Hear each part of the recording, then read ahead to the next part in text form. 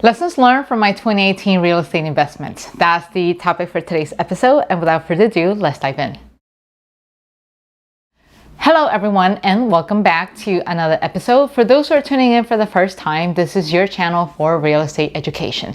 So I decided to create an episode to talk about the lessons learned that I actually experienced last year when I was growing my portfolio from 0 to 24 properties in less than 6 months. So for those who have no idea what I'm talking about, I'm going to leave you a link down in the description below so you can check out the video, or you can also check out the link right here, but I wouldn't recommend it because I want you to stay on this video. And basically what happens before I even dive into those lessons learned is that I actually tackle a bunch of closings at the same time, and that's how I managed to exponentially grow in less than 6 months. Last year, I did this crazy thing and where I tackle or try to tackle a bunch of closing at the same time, and I try to take care of everything, I think, in less than 3 months or so. So I went back down a memory lane and I tried to ask myself, well, if I were to share any lessons learned with my viewers, which ones will those be? And I've actually narrowed it down to 3 on the list. So the first one is never, ever, ever try to do 4 closings at the same time. So last year, I was actually working on a cash out refi. I was working on the purchase of my 17 unit, and at the same time I was working on 2 separate closings in Florida. All of that while working a full-time job. So it was rather insane. I did not think that it was going to be such a big deal because I thought, well, I still have to compile W-2s or I have to compile like bank statements. So how difficult can it be? I'll just do the paperwork compilation and I would just distribute it to 4 different channels at the same time and then just have it take care of it. So little did I know that it was a lot more complicated than just compiling a bunch of documents.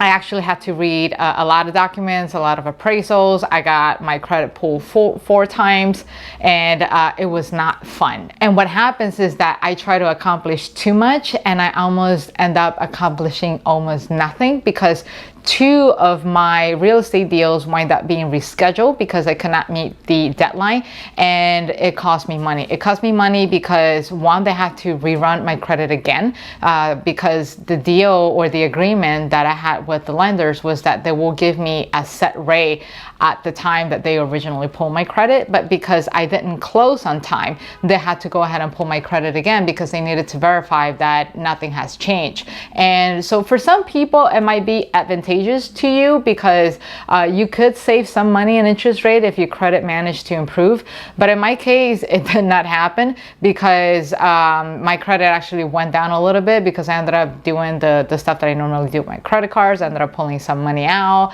and using it as a down payment. So my interest rate actually went up by, I think, 0.5 points or something like that. And I also had to pay the penalty fee. So never, never, never try to tackle so many closings at the same time while you're doing a full-time job. Even when you're fully dedicated to doing real estate, that still can take a toll on you. So definitely something to think about if you're planning on doing that.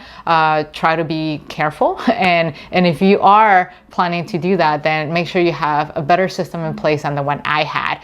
Definitely a costly one. Now, the second lesson learned that I had was that I needed to stay more on top of my appraisals. So during the purchase of my 17 unit, as you know, there were a bunch of appraisals going on, way too many of them. And so what happened was that the bank, they work with a specific company that they do their appraisals with. And later I found out that they did not always send the same guy to do the appraisals. Let's say they sent like 1 engineer to do 3, then they sent another appraiser to do like 4 more, and so on.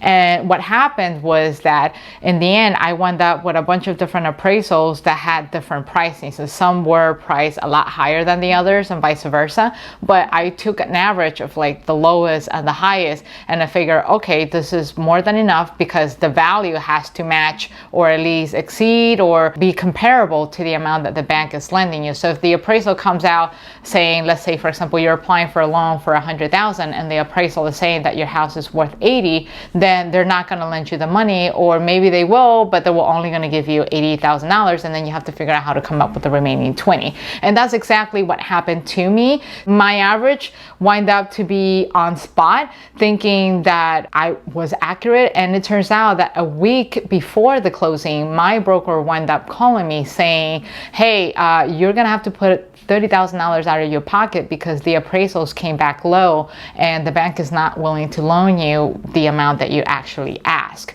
Part of it was actually my fault because I did not stay on top of it. It's something that I could have prevented, and I was so traumatized with the experience. I was working with an underwriter who was also very inexperienced, or maybe this person just did not care, and it made it so difficult for me that after closing, I didn't go back and reference back to the documents until at least a month afterwards.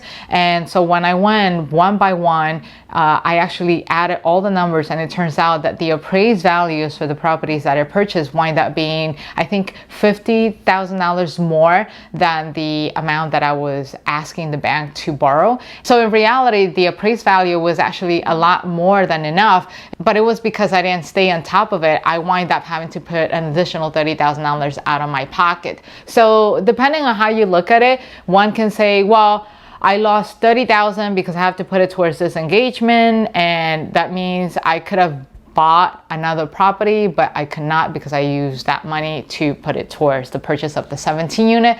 But I chose to look at it as something positive, meaning, hey, I put $30,000 off my pocket, therefore I don't have to pay interest on those $30,000. It helps me sleep at night. Otherwise, I'll be extremely frustrated knowing that I did not stay on top of it. And the third lesson learned that I actually had from last year, I will say to use the property inspection reports to your advantage. Use it in your negotiation. So it happened right around the time where I was actually closing my 17 units. So I was also reading the property inspection for one of my properties that I was working on closing in Florida.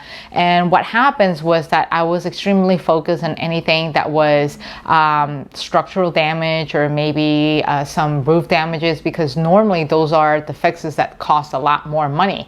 And so I remember sending my property manager. He took a walkthrough through the house, and he also thought, hey, you know, everything seems to be in place. And I think mainly because I also told him what to look for.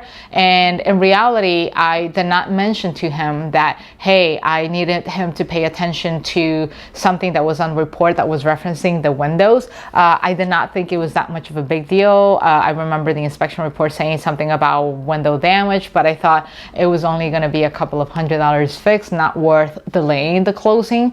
And so it turns out that after I closed, my property manager went over to get the property rent ready, and turns out he realized that there was actually termites in some of the frames in the window. So he ended up calling a specialist, and this person went in window by window and then realized that, one, the windows were actually not built up to code, and two, they were not put in by a professional, or let's say done the proper way. What this contractor did when they were flipping the house was that this person just pushed the window through force into the frame.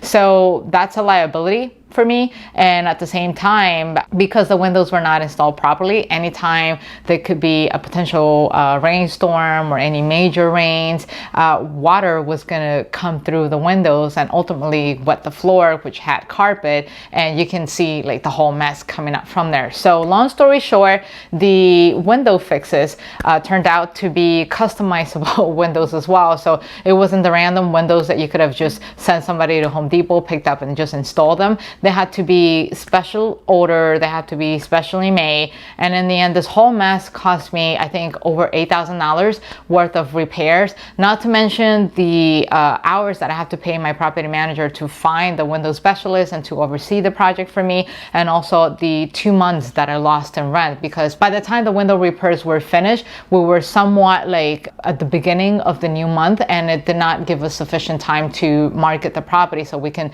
bring in a tenant on time. So I had to wait 2 months around, 2 months without any rent. That turned out to be a costly mistake. So make sure you learn from my lessons and you don't do those, and be on the lookout for inspections as well. And the last one is actually a bonus that I thought of. Never argue with your underwriter agent. I made that mistake because I was just simply either frustrated, or maybe I was running out of time because I was trying to meet a deadline. This individual, again, either he did not care or he was just simply not good at what he did. And so what happened was that I kept on sending the same documents over and over again. And then the very next day I would receive an email saying that, hey, I did not receive these documents. How come you haven't sent them to me? And so I should have funneled things through my broker and then let my broker deal with it. But in the end, I ended up taking the matters in my own hands, and it did not wind up well, and that caused me to not meet the deadline for my closing. And then in the end, I ended up paying a lot more money to reschedule the closing, and also had to pay a higher rate just because my credit went down by a little, because I was trying to tackle too many things at the same time. So that's all I have for today. This is definitely lessons learned. And before I say goodbye to all of you all, I wanted to take a minute to thank my friend Rasha Swifty again for this wonderful dress. And for you ladies, for those who are interested, here's the link down below so you can actually check out her website and get yourself a nice set of these dresses so you can look nicely professional in your next real estate deal. And until then, I think that's all I have to share with you today. Don't forget to hit the like or the subscribe button. And until then, I'll see you guys next time. Take care. Bye-bye.